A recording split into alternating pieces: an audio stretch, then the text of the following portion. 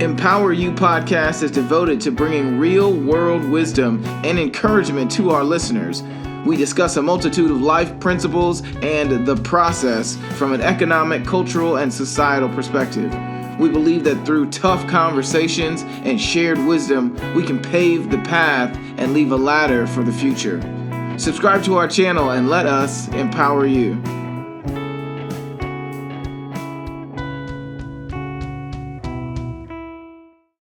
Y'all, we are live for the first time on EmpowerYou Podcast. We're doing interviews a little differently. I told y'all I was trying to step my game up.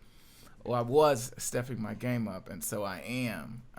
Just integrating more tools to make the show and the podcast more engaging, more user-friendly, and more professional. I really want to continue to deliver in a way that is top-notch, and so we stepping it up. So thank you all so much for being here. Truly, truly appreciate you all.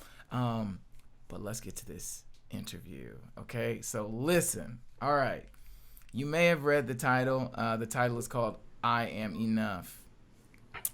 The whole concept of enoughness, right, is something we all intimately struggle with in some area of our lives. And it's just, we got to talk about it. We got to figure out what it is that is causing these roadblocks. Many times it's trauma or other things, and we need a safe space to do it. And we need someone who's going to be super genuine and who will help us get through these conversations with ourselves. And so today, I thought there's just nobody better to talk about this topic than my good friend. And before I tell you who she is, so I met Auguste in March, and since then, you know, we just had a really great vibe. We were in a virtual event together, and then later got to meet in June. And she is just a powerful, incredibly honest, incredibly thoughtful, and strategic human being. It's just like you don't forget Auguste when you meet her. Like, there's just nothing you could do to forget. And she is a business coach, a mindset mentor, and has helped her clients do incredible things, make amazing money, and more than make amazing money, become who they are trying to be with that money, with that job, with that opportunity. And that takes a level of being a vessel that is just so important and vitally crucial for self-development. And so she is here with us. So I want y'all to really throw something in the chat or clap your hands while you're watching this for my good friend Auguste Crenshaw. How are you? Yay! Hey, I'm good. I'm happy. I'm excited to be here. Thank you very much, for everything that you said. And I'm honored to be here and talk about the topic at hand. And yeah, this is going to be a juicy convo. I'm ready to get into it and feed your tribe, man. Absolutely. I appreciate you being here. I know you're super busy and you got people who you're helping yourself. So you coming and spending some time is really, really appreciated. So thank you.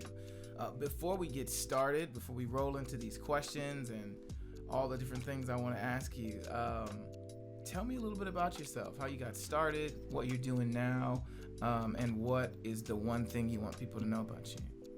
Absolutely. Well, I am Auguste Crenshaw, aka Mrs. Raw, Real, and Relentless. Yes. That's a name that my tribe gave me, but it is the epitome of my full essence.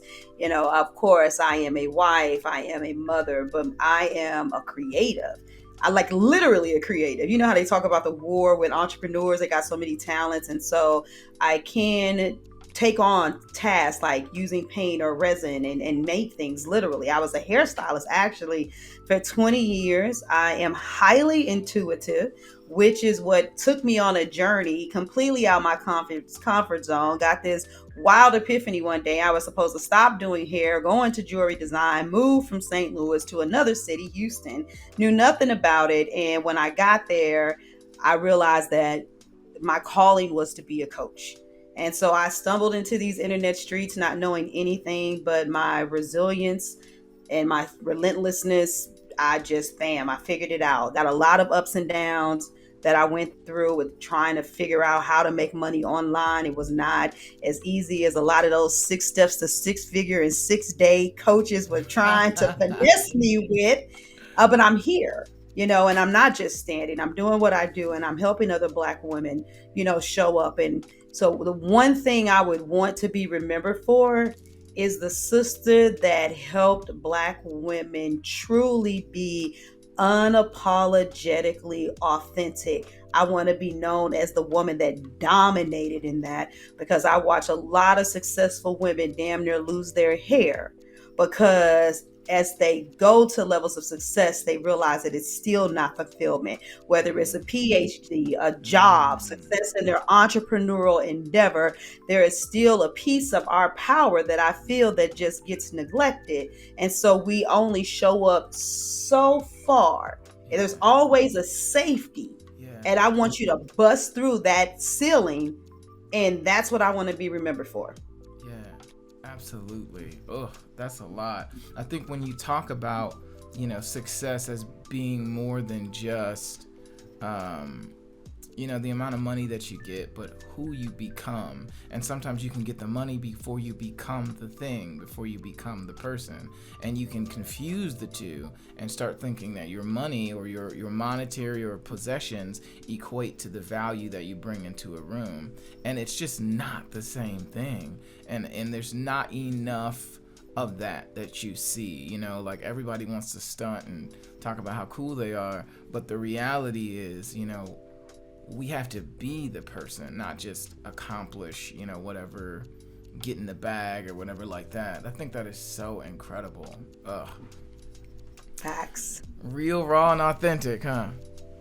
Yeah, I am real raw and authentic, but my tagline is real, raw, and relentless. Real, raw, and relentless. I love it. Yes. That relentless piece is so important. So what is the first thing you think about, when you're thinking about enoughness for your clients or anybody? What's the first thing you think about when you think about enoughness? When I think about the word enough, I think about just go. Like literally just go. This maybe this time last year, maybe a year and a half ago, I actually spoke at a conference that was called You Are Enough. And I was like, you know what? Let me look up the definition of the word. You know how we know what a word means, but you still kind of feel compelled to you look at the actual denotation and the definition of it. It really hit a nerve with me because it's as much as required. And so I'm as much as is required to do whatever it is I want to do. But most people, they don't jump and they don't do it. And I know that the reason why they don't, beyond the trauma, the negative self-talk, whether or not you were or were not raised that way, is that a lot of times something pricks your spirit and you see yourself in the future. You're supposed to be great. You're supposed to get a degree. You're supposed to start a business. You're supposed to be a wife. I'm talking about this is personal, professional, whatever you think. But then you're looking all the way at the end result and you don't feel like you're enough.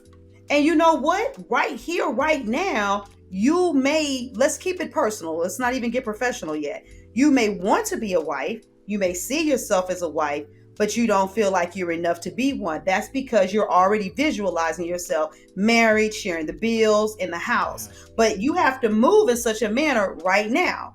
Present yourself as being available and believing you'll attract the mate. We don't even want to go through the processes actually, so it's like, know it in your mind that you're enough. Get out there and meet people, develop relationships, make sure it's the right person. And so that's what we do. Same thing with the business. Oh my God, I should start my own business. And we see ourselves knowing that we're supposed to be multiple 6-figure, 7-figure earners. And then we'll get scared and not jump because we don't know how to make 7 figures today. You're supposed to start at your space of enoughness. And at enoughness right now, you have the ability to coach somebody.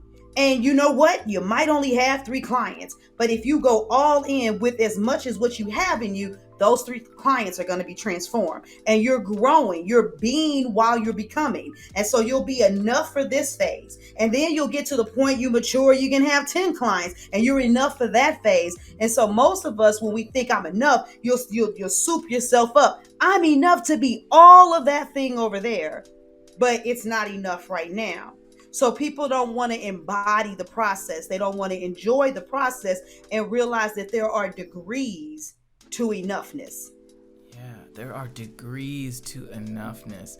You said being while becoming. That is just a huge, I don't know, that's a huge like breaking point for me. It's like being while becoming. Sometimes you can get so caught up, like you said, realizing you're like, well, I don't know how to do this today. It's just like, but if you continue to be, all of these other answers are going to come to you and be revealed. Ooh, that's strong. Oh my goodness. What did you say? Enough meant as much as required. As much as required. So think about it. I'm old enough to vote. So that I am as much as by age as is required. I am able to be a business coach. So that doesn't mean you have 100,000 clients, but right now you might only coach one person. But you're being that thing because you're enough right now. It's the unreasonable expectations and the faulty timelines that we put on stuff that makes us begin to examine ourselves as not being enough. You are dropping bars right now. You said faulty timelines.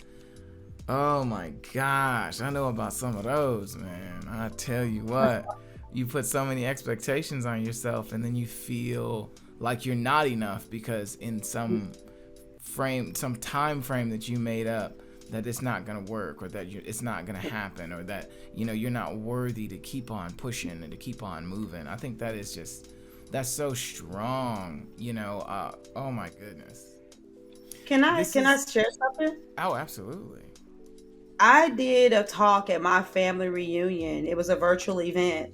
And one of the main people that is so active is my Aunt Ollie.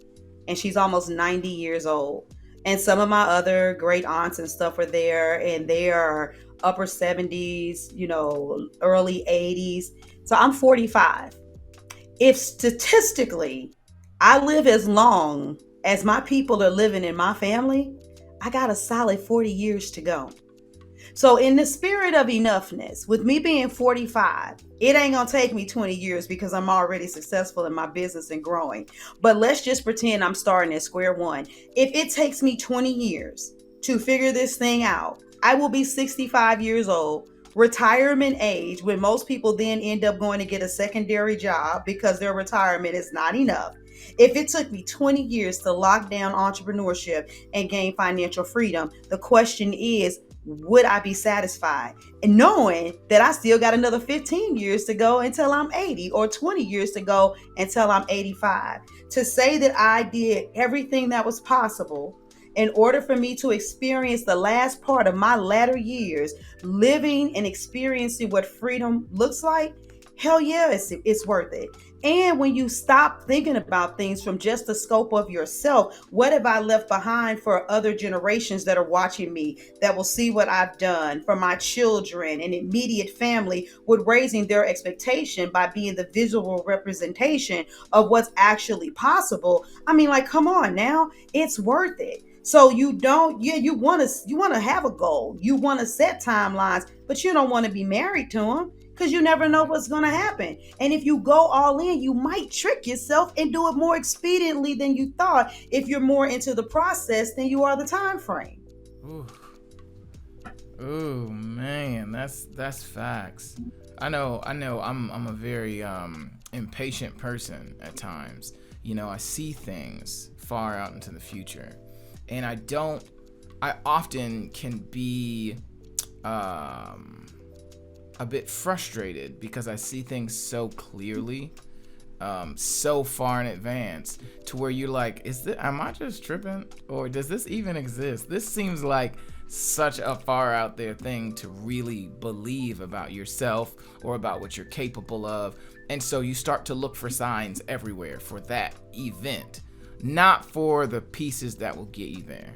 You see what I'm saying? Oh yeah. Oh yeah. You know, that's a very difficult thing for me. And so when you talk about, you know, not being married to the timeline and understanding that it's all just a matter of progression, it's all just a matter of moving through the process as you go, you know, and being while becoming, that is just strong. What was your breaking point, right? Where did you realize that you had to be while becoming enough?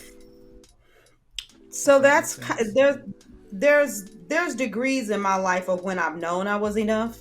You know, but I like, for instance, when I was young, I was in high school and I started doing braids, and my aunt was like, "Ooh, can you do my hair like that?"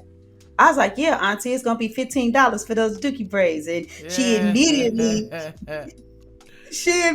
pulled the auntie card on me, right? Like, you gonna charge make auntie? me pay. And I was like, yeah, because when I want to like buy a new shirt and stuff, I'm not going to ask you to buy it for me. And you know, she didn't feel disrespected. I think she felt good. Like, oh, okay, Nancy, let me go ahead and pay you. So that spirit of enoughness to even be able to stand in that power when it's grown women right now, they got products and they're afraid to say what their price is. That level of enoughness was in me, you know, right then and there. But when I got into the coaching arena, that was a whole new level of the playing field for me. It was new territory. I didn't know what I was doing. My first major investment in a super high ticket mastermind ended up being a bust. I got kicked out because I couldn't afford the payments. But I was relentless, right? I'm going to figure this out. And so I was showing up and doing live videos, but I was still censoring my voice. And this will be part of the reason why you understand why authenticity is so important to me, because I was raised in a, you know, very devout Christian family. And every once in a while, I want to drop a shit, you know, or something, you know, out of my mouth. But I would still be presenting myself as professional and not being authentic. And I was wrestling with myself, and I didn't even understand that. Mind you, I'm a hustler. I learned how to do webinars quick, do landing pages quick. And whether the marketing was faulty or not, I was out there doing, but getting absolutely no results. And I remember one day just being so frustrated. And I told my husband, I was like, I'm going to quit. I'm not meant to be a coach. And I don't know if anybody's ever experienced this before, where you have said something that hurts you. And as soon as I said it, it's like my lips started quivering when I was trying to speak and justify why, and tears started flowing down my eyes. And it was at that moment that I was like, that relentless spirit has to come up out of you, because your soul is telling you, you don't have permission to quit. You left where you came from. You put it all on the line. You in foreign territory. You ain't got no family. It's just you, your husband, and these kids. Yeah. You asked me what I want you to do with your life. I done shown it to you, and you gonna have the audacity to tell me that you're gonna quit? And I remember crying and then saying, okay, I'm not gonna quit.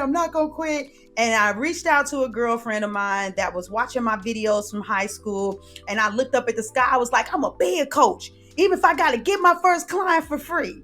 And I reached out to a girlfriend and I was like, hey, you know, I see you doing what you're doing with your business. You're looking for a coach. I'll coach you. And I'm going to do it pro bono. And she said yes.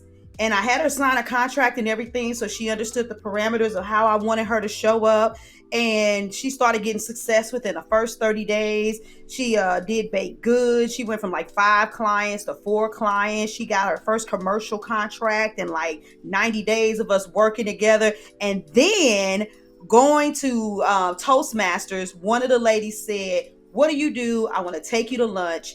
And take you to lunch meant I want to hire you. Then after her, I started meeting people at networking events, and, you know, the lady was like, such and such, you know, said that I need to work with you. And then I finally launched a program at the end of the year, got my first 4 people to enroll, and the rest of it is history. I got that momentum and that traction. And that's why I always ask people, what's your breaking point? Because actually your breaking point, if you're wrestling with showing up, is the opportunity for the enoughness to be revealed.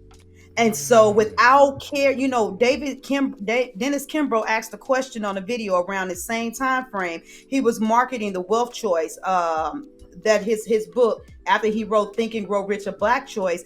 And the marketing said, what do you love enough that you would do it for free? And I believe that subconsciously, that's what made me reach out to my friend and be like, I'm going to do this, even if I got to coach you for free. And spiritually, I think I just put a ripple in the atmosphere, and I started showing up, and whether I did or didn't want to cuss or show up this way or that, I was like, I'm just going to be me. And authenticity, that's a whole nother story with how it really came to life, but that's what gave birth. And I started paying attention to it, and all of the women that started coming to me, and I was like, oh, I had to break through so I could help them break through. And it's been a cornerstone of my business ever since. That's so, you said I don't have permission to quit. That hit hard, because I think a lot of times we try to give ourselves out. And I know for myself, I've reached different points where I'm like, maybe I should do something different. I should, but none of it feels right. None of it does. None of it, the trying to fit in and the trying to modify, none of it feels right. And all of it just continues to remind you that you're not who you are meant to be. You're supposed to be exactly where you are, in full enoughness for exactly where you are. You're going to learn to be enough for your next level at your next level. But at the level you at right now, you're enough for it. And then, you know what I mean? So that is just, that's powerful. Oh my goodness. Listen, if you're watching this live stream, I want you to click like and click share. Share this with somebody who needs to be reminded that they are enough. Somebody who is maybe at their breaking point and they don't know what to do. Tag them in the video or share the video, like, share, all of that. My next question for you, is in the midst of the success that you have, in the midst of the growth that you've experienced, where, in the midst of your success, there is definitely still something, right, that you have to struggle with, that you have to continue to remind yourself, that you maybe have identified as being the trigger that makes you doubt your enoughness. How do you deal with that? There's people who they're like, I'm good 80% of the time, but man, when I run up into this right here, it's just difficult for me to overcome. When I run into, when I have these kind of conversations, or I'm around this person or this family member get to talking, or I talk to my parents or somebody or your spouse, and it just kind of makes it a faulty sense of enoughness. It challenges, it makes you doubt yourself. What about your life makes you feel that way, and how do you get over it? The first thing I say is don't be a lone ranger. The second thing I'll say is have definiteness of purpose. And the reason why I say don't be a lone ranger is because even with me seeing what I see in myself, I'm a confident woman. So I see myself at a very high standard. But when I am involved in working with a coach, if I'm in a mastermind group, then the responses from the people and the expectation of the circle that I'm around to see the greater version of me then requires me to raise up a level. Yeah. So like, for instance, when you and I, met at the boot camp, remember, I was one of the people that was selected to get the deep dive. And the deep dive, I'm going to be vulnerable. I was just real with, I was like, this is how I feel. This is what I'm thinking. And I was challenged on my pricing. I was challenged on my mindset. And so that's something else that everybody has to realize, that the issue with knowing you're enough, it never goes away. Every time you go, you're being while becoming. Every time each new reiteration comes, it's going to be like, ooh, wow, can I do this? The difference is that it'll become more of a fleeting thought, or it'll be something that you conditioned your mind to say, yeah, of course I got this. And so I remember I told Marquel, I said, I'm going to stand on it. I got a new client that's supposed to be signing up, and I had already talked to her. I left her a message and I was like, hey, when you come back, my rates is double. Now, I did what I said I was going to do, but that doesn't mean I didn't have like something at the pit of my stomach saying, "Who, Lord?" And I'm like, man, like, is she still going to say yes? But not only did I sign her, I signed somebody else. But had I not had that conversation, had I not had someone else challenge me in such a very cavalier way, I probably would have still been charging the other price point. And I would have been like, but I'm good though. Because, some people can't make this amount of money I'm making for 1 month off this one person in 2 weeks of working, so I'm good. But that wasn't the question. The question was about what's the value that you bring to the table. And so not being a lone ranger and you can't just pick any crew. You got to be with another crew of people that, embarrass you a little bit. So on one hand, I'm excited. And I love being in the group. I love what I bring to the table, but I'm a little self-conscious sometimes. I want to make sure that my game is on point. Even when I'm showing up boldly, I'm like, man, am I talking with the right kind of mindset, or do my mindset got to elevate a little bit more? It makes me raise up in degrees. And so constantly being around people that give me permission to be greater reminds me to keep going up. And so I'm always, filling my head with information, reading, meditating.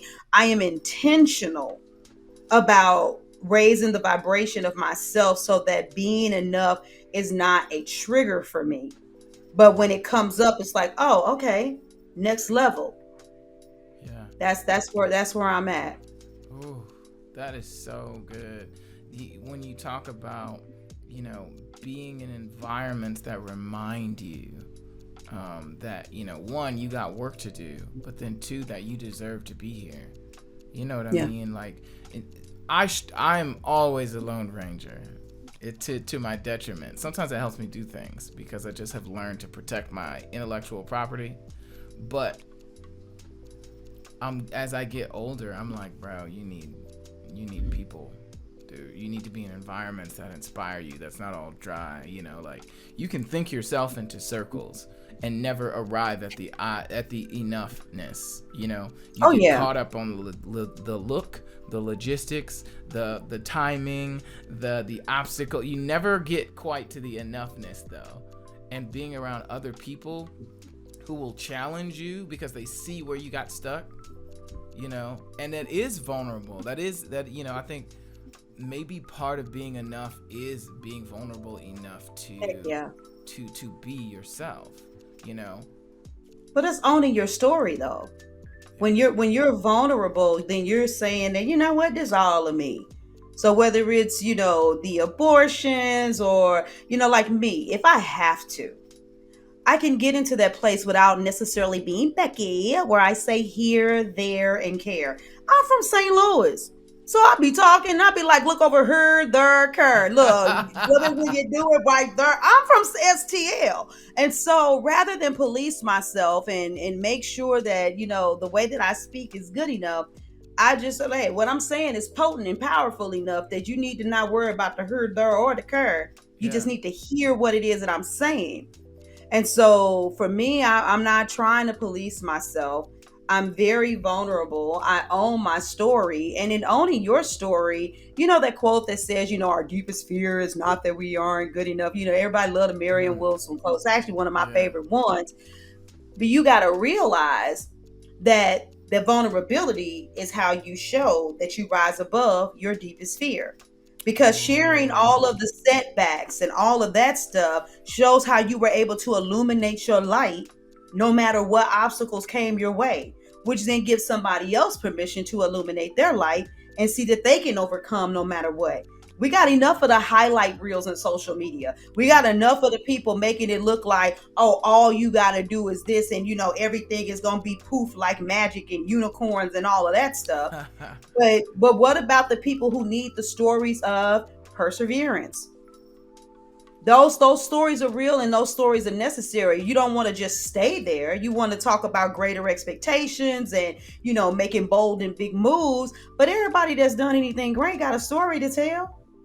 How many they started 17 businesses before they started the one they got now. That's what one of the speakers was talking about this weekend. They made 17 flops. Now they started this business and they launched it in January, hit 7 figures by September. But don't you realize that everything they did in all the other businesses prepared them, mastering marketing, their messaging, understanding, networking, and the audience and the tribe that they built up. We can't forsake every stepping stone and even the mistakes that we made, the shitty cards that we were dealt. It's not that we say it's not what happens to you, it's how you respond to it, but then we don't want to own the story that we had to respond to. Yeah. And owning the story and the failures along the way. I believe in getting things wrong. It's hard. I know it is for a lot of folks, for myself included. Your ego gets damaged and things like that. But, I've been giving myself, just something I've been working on is just not caring, doing it because it's the right thing to do, doing it because this is what you feel compelled to do. And for myself, I don't have any children. I'm single, so there's even less excuse. Anything else is just fear, in my opinion. I understand you got to calculate things, you got to be mindful, but you also have to go with your intuition and understand that, you're probably right about yourself. You may need help, but you're probably right about yourself. You know what I mean? What was the... Go ahead. No, go ahead. I'm good. You good. What did you start to notice about your environment when you started to embrace your enoughness? Did you have to change friends? Did you have to change environments? Did you change jobs? Because, with big shifts for me, everything in my life changes. I don't be talking to the same people anymore. Folks will write me off. People want to, drop up out your life or whatever, which is cool. I mean, people got to do what they got to do. But I noticed there's always a mass exodus of company, when you really get dialed in. And I think that's one of the reasons why I, and maybe other people who are watching this live, why you tend to be the lone wolf, right? It's because you realize every time I level up, everybody drops off anyway. So why should I even try to connect with other people? I'm going to tell you this, with elevation comes separation, period. That's ultimately the truth. But when you start getting around a great tribe, even though people fall off, good people come in. That point will happen where you're like, I'm not alone. I'm not completely alone. The ideal of being alone as an entrepreneur, that has a lot to do with you just developing a tribe and developing good company. I was in St. Louis doing hair, started designing jewelry, was selling jewelry to my clients, and I felt another level of expansion. So for me, the transition, I did have to change location from one city to another. And that was an intuitive move.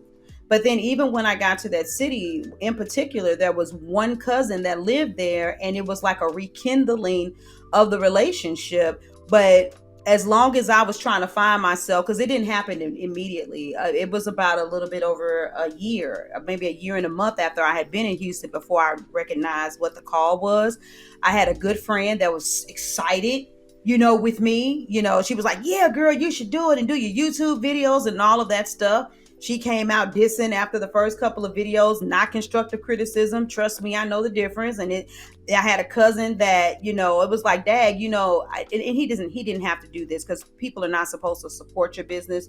You're supposed to intentionally build a machine that attracts the people you're supposed to help. But I had a cousin that I just felt like he would support me to the degree that he wanted to. I got you, cuz, I'm going to share this, I'm going to share that. But it's like, here's share a video of people skateboarding off of a rail and busting their balls, before he would share my books. And if I would want to talk to him about, my dreams and my vision, that wasn't where his head was at. He was comfortable. He had a job paying him a lot of money. So I couldn't get motivated, I would never get discouraged, but it just didn't feel as good, talking to him. So I already didn't have that much. So for a season, I was kind of by myself. And in that quiet place, I really had to do some soul searching and make sure I knew exactly what I wanted and what I was doing. And then I became a lot more strategic with the kind of people that I was putting in my life in the first place. But even as a coach, there are some things that you learn as you go. I've had clients that have experienced tremendous results with me, but then they dropped off the face of the earth, and it's like, damn, you already damaged, you got your own trauma. Like, you be thinking like, what did I do? And I'm be sitting after a while, it's like, wait a minute, I didn't do nothing. They came and got what they wanted from me, and now they want to walk around like they did what they did without me. Whereas I've had other people that are like, August is the greatest thing that's ever happened to me, and she's been here. So there's even been clients that I've lost. What about when I elevated in my thinking, and you tell the people that, hey, this is the new price point, this is the new direction of the business, and it was like, shoot, I was gonna pay you when you was charging this much, but you want how much? And it's like, for real? And so you do find people falling off, but and even in being in masterminds, everybody's not really going to want to go all the way out. So you'll begin to realize that there are certain people in masterminds that gravitate to, one another. And there are people that say they're all in and then they fall off and they quit. So yeah, with elevation comes separation. It just comes with the territory. But eventually there are still key people that will always be in your life, so that when you need that voice of reason, when you need someone to reach out to, you may not talk to them all the time, but you've got that inner circle. You got those people that you can lean in on, so you're not by yourself when it's most critical. Yeah, when it's most critical. I am terrible at recognizing that I am, you know how like when your phone is dying, right? And you look up and all of a sudden you're on 5%. That's me. Like, I'll look up from doing whatever I'm doing or grinding or working or doing whatever, and I'll realize, bro, you haven't ate all day. You're not taking care of yourself. And that's a part of enoughness, right?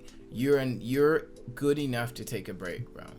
You're good enough to go, buy yourself a nice meal, and it doesn't always have to be just like grueling self-development and work, and so for me, even hearing what you're saying about having the right people in the right moments is so impactful, because I do, have people like you, who, and I called you a couple weeks ago. Y'all don't know about this, but I called August a couple weeks ago. I was like having a time, y'all. Like, I felt like I was just kind of losing my mind a little bit. Which happens, when you're going through a process. You really do have to grieve the you that used to be. You got to let go and empty yourself of a lot of things. And sometimes your trauma, your insecurities, whatever it is, those have been your riding buddies. You've known them longer than you've known anything else about yourself. So why should I not hold on to these ideas I have about myself, even if they're damaging, right? It's just like bad relationships. This is what I'm used to. And so I called August. It was just incredible. And it was one of those conversations where it was the right person at the right moment. And I'm learning as I get older and in trying to and becoming more secure in my own enoughness, that you really don't need all that much. You don't. You need work that fulfills you, and you need people who fill your cup. And if those people aren't around you, you got to find them. I had to join masterminds and things like that in order to find people that fill my cup. Although I do have some really solid friends and people who live here in Fort Wayne. But it's that process of understanding that you need somebody, and you're enough for somebody to show up for you. That is like a huge issue for me, and I hope if you're watching this, you'll share with somebody who you feel like is going through that as well, because people who are the strongest tend to suffer a lot in silence, and I definitely relate to that. What was how do you pick your community to secure your enoughness? I think that's how I want to say that. I had like a rush of words all of a sudden. How do you? No, I got you. how do you pick your community to reinforce that enoughness? Even if it's not in business, or it's not with, whatever your industry is, how do you actually cultivate a community that enforces that enoughness? By being authentic. There is everywhere I am, and in everything that I do, I show up as Auguste. And it's funny, right? Because just so people know, I'm open spiritually. I was raised in the church, like I said, major devout Christians. But me, I'm a spiritual being, and I believe that God cannot be put inside of a box. But when I was speaking at the family reunion, I'm speaking to predominantly, super mega maxi save in the name of Jesus, type of people. And so I'm in there and I'm talking, and I'm even using the scriptures and doing what I'm doing, because I still, believe in biblical truths. There are some truths. But if you promising me that I'm the head and not the tail, I like that scripture because it's the truth. You know what I'm saying? But I'm in there and I'm talking, and, they were getting excited. And I was like, hey, but before any of y'all get too excited, I know I'm a business coach and all of that. I'm just feeding the family right now for this event. Don't send me no friend requests, because half of y'all ain't going to accept it no way, because I cuss a lot. I have half of y'all somewhere fasting and praying, because you be like, oh my God, what's wrong with August? I said this in the middle of the talk, so it's not like when I'm around them, I want them to see that, August that went to church remembers the scriptures, that says, all things are working for your good. Yeah, I quote the scriptures, but, I'm the kind of person that I might have said Jesus and shit in the same sentence at the same time. And I feel very good and comfortable at where I'm at. It for somebody that's even listening to your podcast, about like, oh my God. Well, guess what? They will not try to be my friend. Why? Because I am being me. And so me being able to be me is part of the reason why I move forward with the mastermind that we're in now. Yeah. Because think about it. Remember on some of the calls, and one of the calls, I was like, hold up, I'm just, I'm like one of the coaches.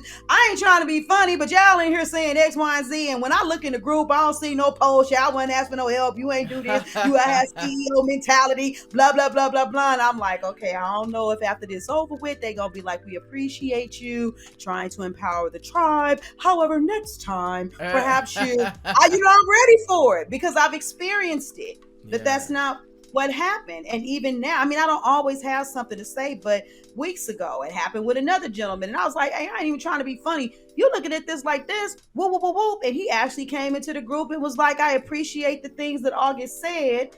It gave me my mojo back. And then I secured a $15K deal and got $10K up front or something like that, just because of what, and the coach's response was power of a mastermind. So that's right. Does that mean that people are always going to love me? No. Does that mean they're always going to like everything I say? No, because relationships are real and there are dynamics, but the overall core essence of my being is there. It's allowed to be there. And so I do the same thing, even when I'm talking to people, when I'm on my sales call, I'm not sitting there trying to make sure that I'm talking or feel, I'm like, okay, what's up? What's good? You can't, like, for instance, on the sales call, you can't be a person that's like, so you ain't got no credit card, without sounding like you just trying to make somebody go into debt. Right. But somebody like me might be able to say, because I'll be like, wait a minute. So you came on this call, you told me that you want X, Y, and Z and so on and so forth. And you actually got the money available on a card. So you ain't got enough faith that you can actually deploy the tactics that's going to be taught to you so you can pay your credit card bill. You know what I'm saying? Me, I could do that and not feel bad about saying that, because that's how I genuinely feel. I'm not scripted. I'm authentic. So it doesn't matter where you catch me at. You catch me at a birthday party. You catch me if I do go to a church event. You catch me here on your podcast. Auguste shows up as Auguste, with all of my opinions, with all of my beauty, with all of my flaws. I'm not perfect. And then I pay attention to how people receive me. And if you receive me, great. And if you don't, I'm not going to try to make you like me. I'm not a people pleaser. So the likelihood that I have people around me that don't really love me is slim. And if you are faking, you can only fake for so long, because I'm going to be so raw and so real and so authentic, it will repulse you to your stomach if you are a fraud. Period. Whew. That's strong. And I think that's so important, that we feel and know that we're enough to take up room, even if it makes other people uncomfortable, even if, other people can't, understand where you from or what fuels your passion or why you speak the way you do, why you look the way you do. You still are valuable and enough to take up space. That's huge. And being that way all the time, even though, it sounds simple the way you say it, it's an act of bravery to show up as yourself constantly. And it's something I'm growing into because I grew up being super tolerable, like being very, and I think there's good things about that. But I also have to know what I am and am not going to do, what I am and am not going to take, what I am and am not going to deal with, and that enoughness has been a journey for me. That's why I get so inspired. I've sent your videos to I don't know how many people just because I'm like, oh, I appreciate it. Because you just be preaching, and I think it's so important that we understand like there's a connection between the two. You can't build real community unless you do know that you're enough to have real community. Otherwise, like you said, you're gonna have people around you who are just not truly for you. You know why a lot of people do that though? It between society, religion, government, education, they're like all of these so-called rules of engagement. You know what I'm saying? That Right. exists. And I want to just share this story. I'll make it really brief. When I was heavy into the church, I was going to this church where there was a pastor who had a PhD in psychology, and he actually was very manipulative over the congregation. And so when I realized it, the short version of it is I met with him to talk to him and in the most polite way, say, I see you, but hey, maybe you're not trying to do this, but maybe, you need to fix it. And it was like, huh? And in the Bible, it says that if you got an issue with a brother, you're supposed to take it to him. And then the second time, you're supposed to take a witness. So then I had a meeting with him. And, one of the ladies that worked at the church didn't know it was his baby mama. That's a whole nother other story. Yeah, this is a messy story. But I'm trying to exercise, sound biblical principles. And so one weekend, it was on a Thursday, I felt it in my spirit that I was supposed to do an absolute fast. And so that meant no water, no food. The only time water touched my mouth was when I brushed my teeth. And I did. It was the first time I ever did anything like that. And I knew it had something to do with this pastor. I got all these like different confirmations, people that I didn't even know that was saved that I used to club with, saying, hey, I was reading the Bible. I read this passage about speak the truth and such and such and such. And so it was confirmation for me that whatever dialogue I was going to have with this pastor, I was supposed to have it. But I was scared, right? And this, because the fear will make your authenticity disappear. Because you got to realize this is a bold move to even bring something like this to a pastor of a church. I should be nervous, right? Am I enough to say something to him? Have I studied enough of the Bible? How many years? How smart is he? And, I'm not even in my, barely, I think I'm barely not even 30 yet. You know what I'm saying? And so I read the scripture in the Bible, and the short version of it is Paul had said he had to withstand the disciple Peter because of the way that he was discriminating against the Gentiles in the church. And I read the scripture and I was like, oh God, I get it. I shouldn't be afraid to say something to him because he's supposed to be more seasoned. Peter walked with Jesus. He walked on water. He was there when he got arrested. He's the church the rock was built on. You know what I'm saying? And he had all of these experiences, and Paul only been saved after some incident on Damascus Road for like a couple of years, right? And so he should be a novice. And Peter should be like, dude, you won't know nothing. But Paul had to check him because of the way he was treating members of God's house, his family, the people. And when I got it, I was like, oh, so age, the bias of age disappeared from me. And me and him actually had a dialogue in which, unfortunately, that's a whole nother story, that the congregation was privy to. But I didn't have any fear, and I stood in my authenticity and stood in the truth because I had gotten a spiritual revelation. And so a lot of times, and I brought this up for a reason, all of these dots are going to connect. I'm going to condense the story so it's not too long.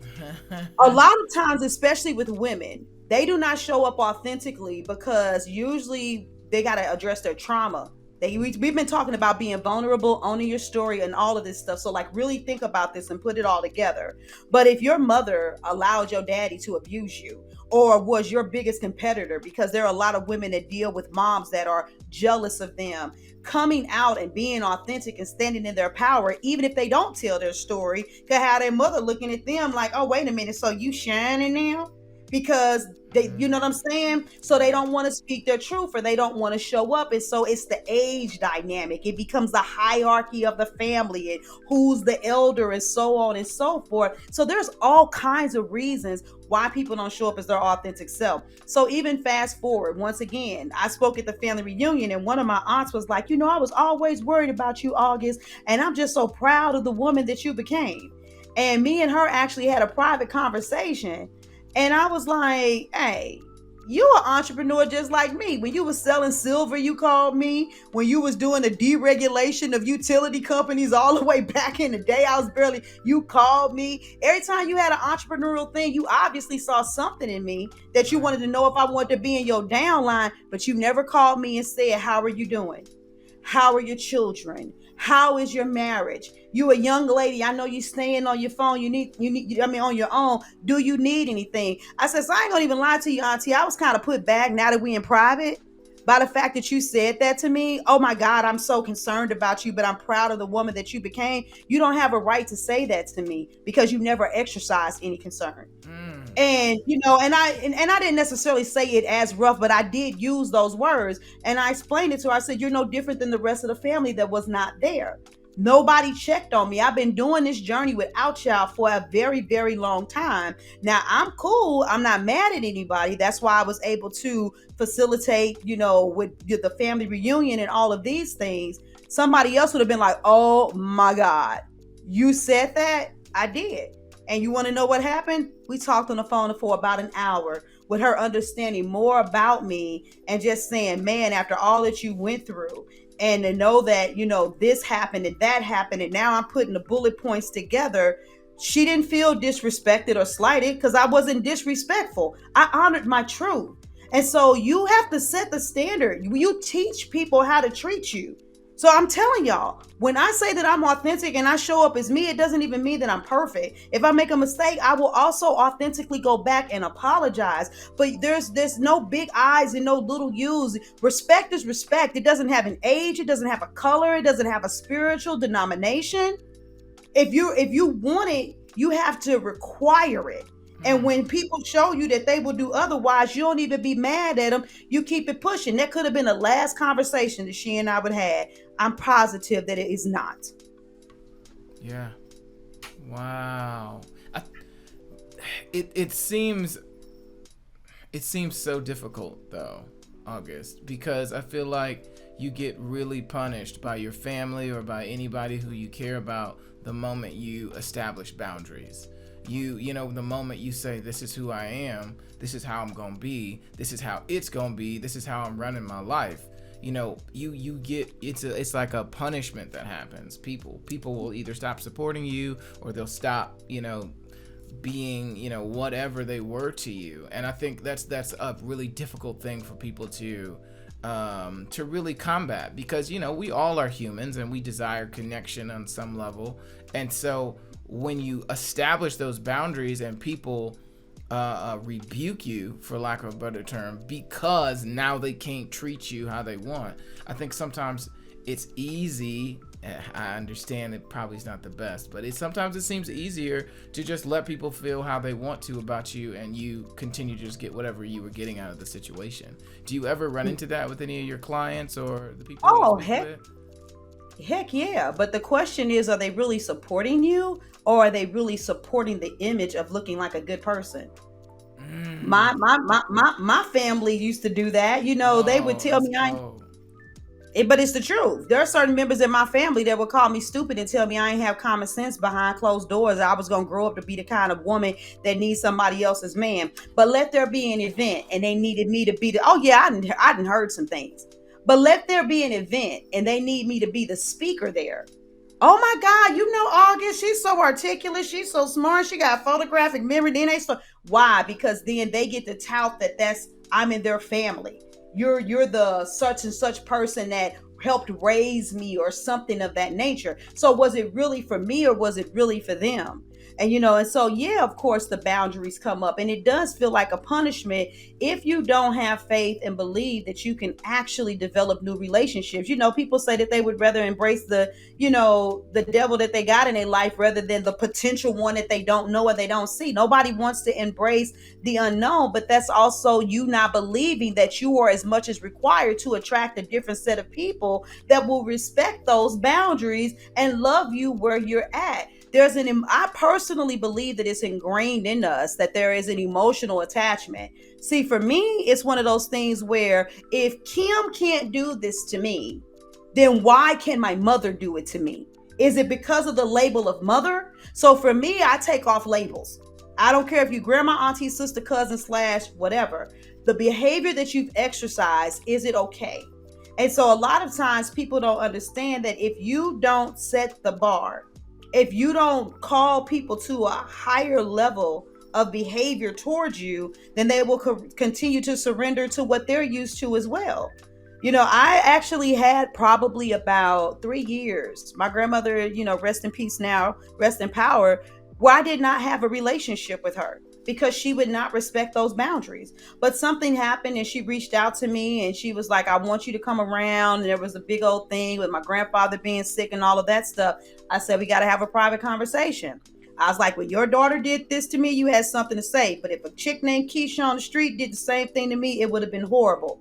With your daughter is be happy you got an auntie. With this person to be like, oh, no, she didn't. I said, I just need you to either let us be adults and handle it, or I need you to be the true matriarch of the family and speak to what's true and to speak to what's just. And I talked to her about a couple of things where she stood in the gap for the family, where I felt left out, why I felt left out, even after I, apologized and owned up for, because I had an attitude, I had bad behavior. My mama gave me up when I was 18 months. I'm not talking like I was some victim and everything was wrong with me. Even after all of the years of apologizing and trying, I was like, wait a minute, now that I'm correcting my behavior, I'm not stuck in these relationships, because that's what happens. Like in a marriage, if the husband is, abusive and you say something smart, you'll be like, well, if I didn't say something smart, you find a way to own it. So I took my bitterness out of the equation so that I wouldn't have to own the negativity in the relationship. So I was able to withdraw. But when I came back, I said, Granny, I can stay around, but I got to know that you will always put your best effort forward to be true, not be perfect. Once again, to my surprise, my grandmother cried. She apologized. She acknowledged what she did. She told me that she understood, and she never did those things again. But who's willing to take that chance? Yeah. Because it's your grandma. I didn't disrespect her. I isolated myself when people just treat me like I'm a punching bag. I can't take that many hits. Right. And then when the opportunity came back around for me to be in the midst of the family, I said, these are the terms. And it was either for it to be accepted or not accepted. Me and my grandmother had terms. I was in communication with her, not with everybody else as much, because I understood that you can't be around August unless you're going to love me. Not be perfect with me, but you got to love me, because I'm going to love you. I'm not going to be perfect, but you're never going to judge my intentions. You're going to always say her heart is in the best spot, and that by far everything that she did was as close to being an appropriate action versus like, well, I know you meant good, but this was stupid. That ain't going to be me. Yeah. Yeah. Ooh, that's so much courage there.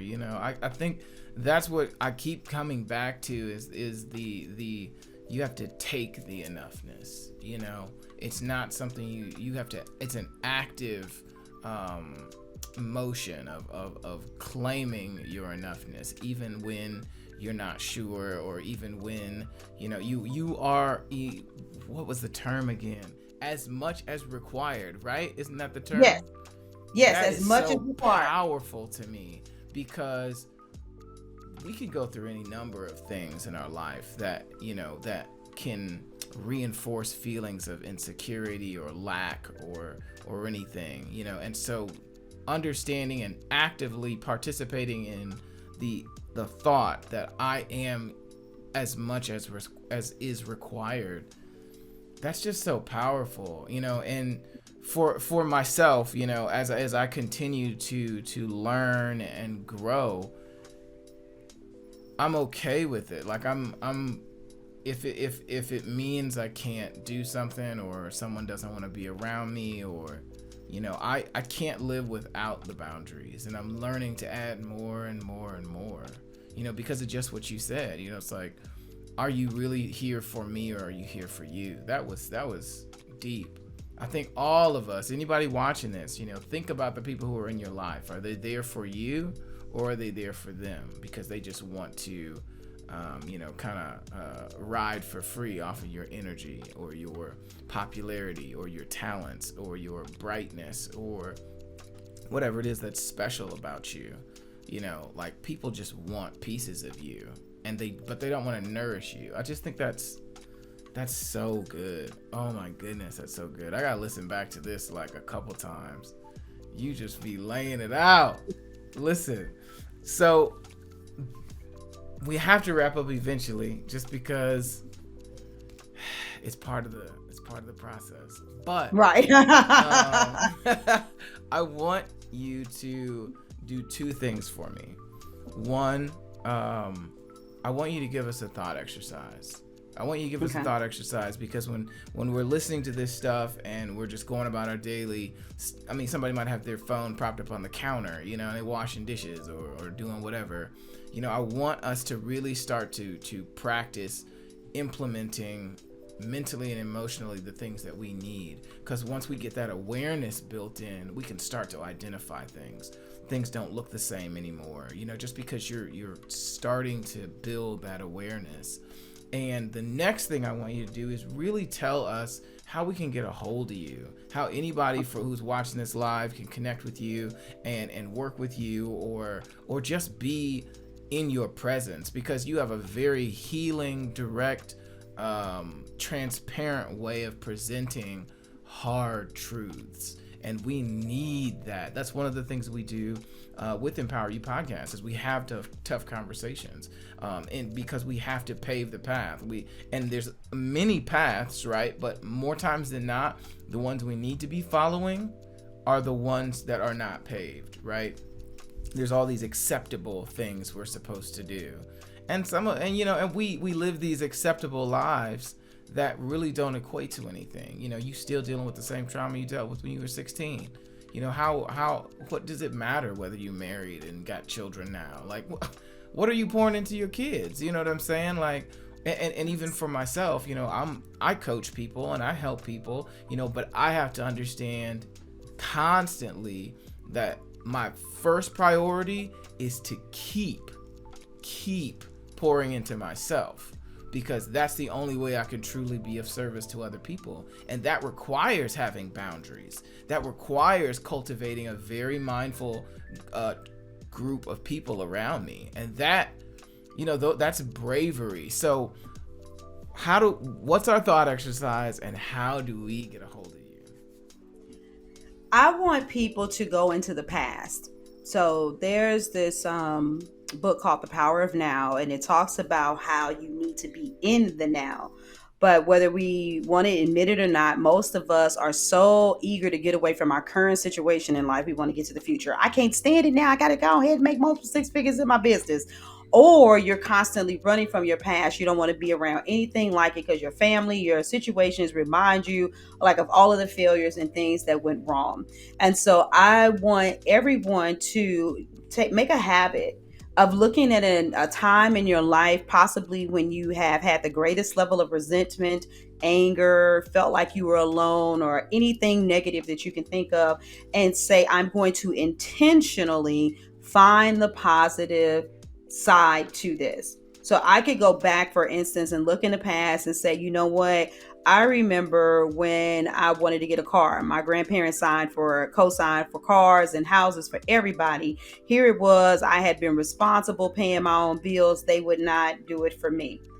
rather than focus on the fact that, look at them, see, I'm the black sheep and the person I want to support. I'm like, you know what? I remember how I found that job that I needed really quick to earn the money to do the down payment.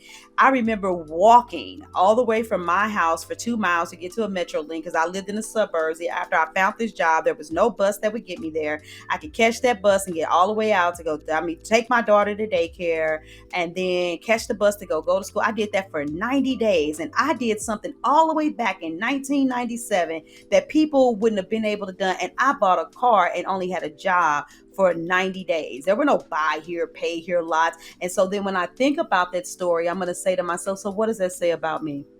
I'm relentless. If I want something, even if people tell me no or they won't help me, I'm going to get it anyway. I got a job.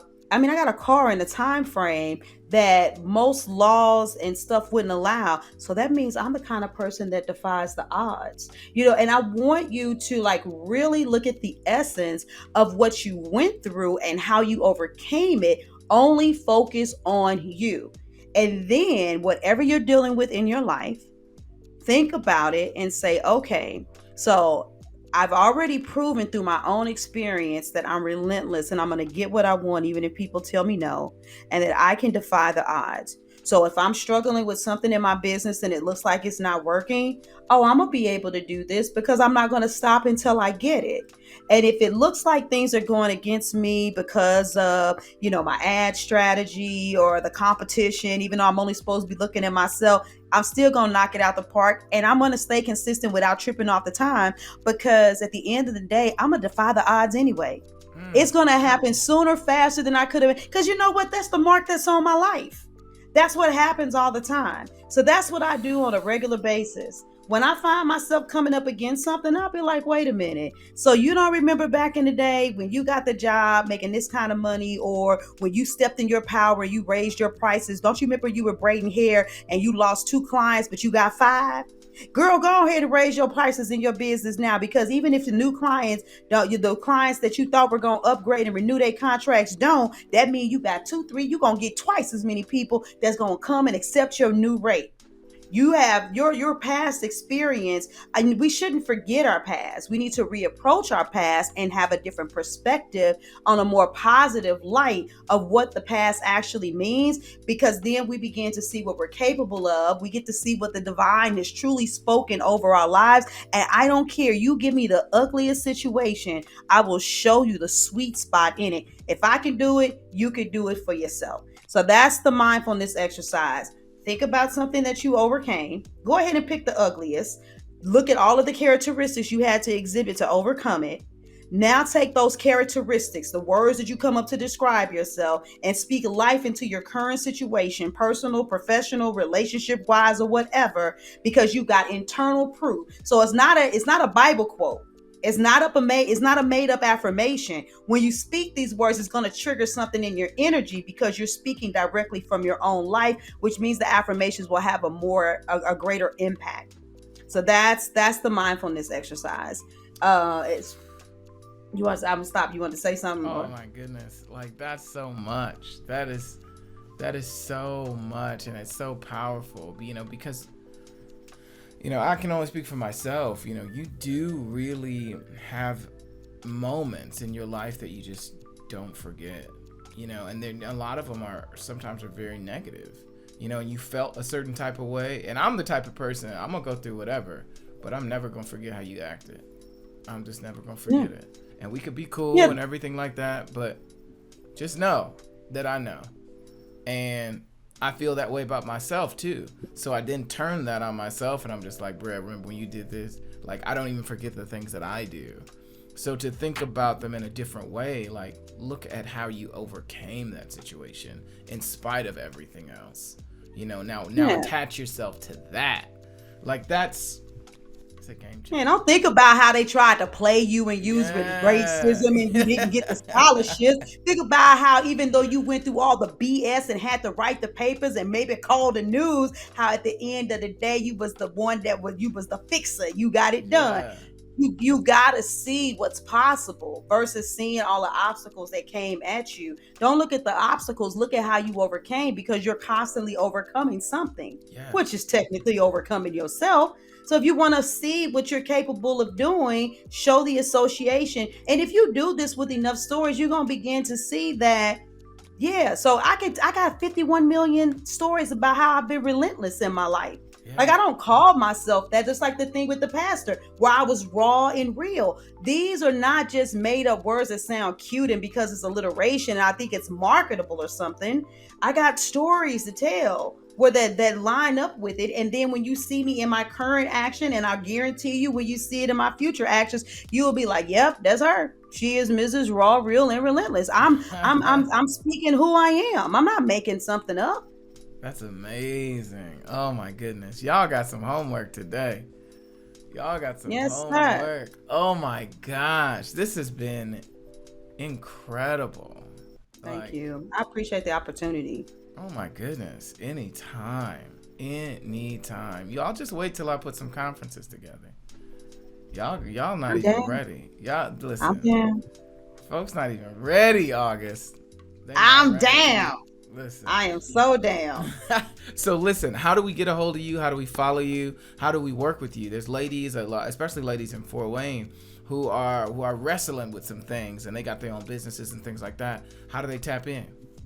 Absolutely. The shortest, quickest way, if you are already interested, then you go to workwithaugust.com. And it don't make a difference. I got it if they spell the name wrong, but it's August with an E, AUGUSTE.com. But go there, look at the case study video. You feeling it, you vibing with it, then we'll talk from there. But if you're like, okay, let me just see, you want to do a little bit more due diligence, then those of you that are watching on Facebook, go ahead and click the link. But if you Google me, then you're going to see I'm everything Auguste Crenshaw. The only place I'm not Auguste Crenshaw is on Twitter. I'm Created75, but my Twitter account, all of those things should come up.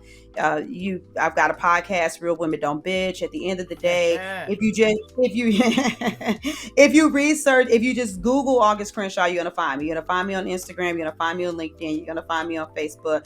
I am on Facebook more than anywhere else. That's my main wheelhouse. I do a lot of wild live videos, and that's where you'll be able to engage me the most to really get a feel for me. But yeah, Auguste Crenshaw, amazing. all things Auguste Crenshaw. Listen, and she's tagged in this video, so go ahead and send her a follow and write her a note. Post something in the comments and just say thank you. There's a lot of you got to go to the places emotionally, mentally, spiritually, and come back with the type of insight that August has. You don't just arrive with it. You go through something to get it, and then you show other people. And that's what I think is so valuable, because you don't got to do that. Like, you can definitely take all the information and the wisdom that you have and keep it to yourself and just work.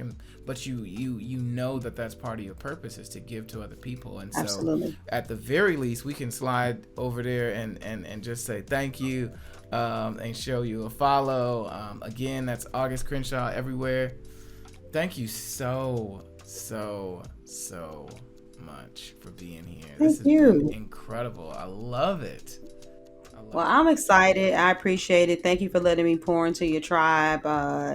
This is part of what I really, truly love to do.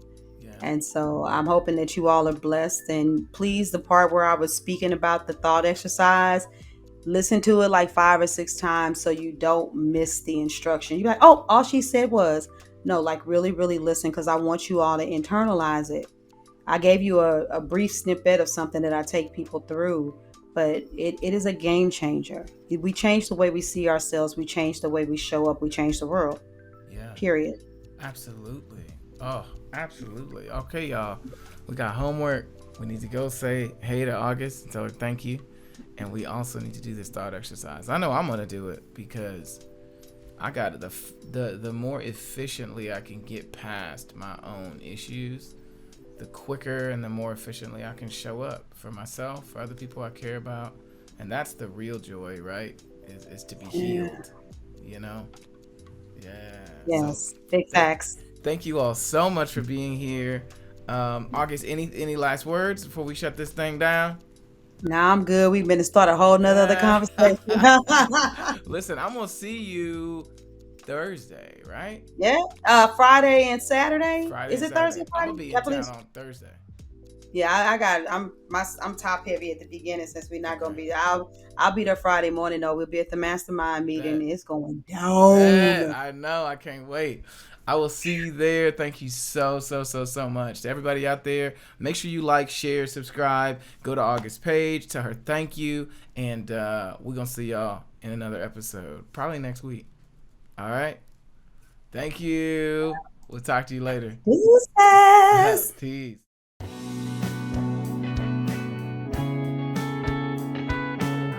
EmpowerYou Podcast is devoted to bringing real-world wisdom and encouragement to our listeners. We discuss a multitude of life principles and the process from an economic, cultural, and societal perspective.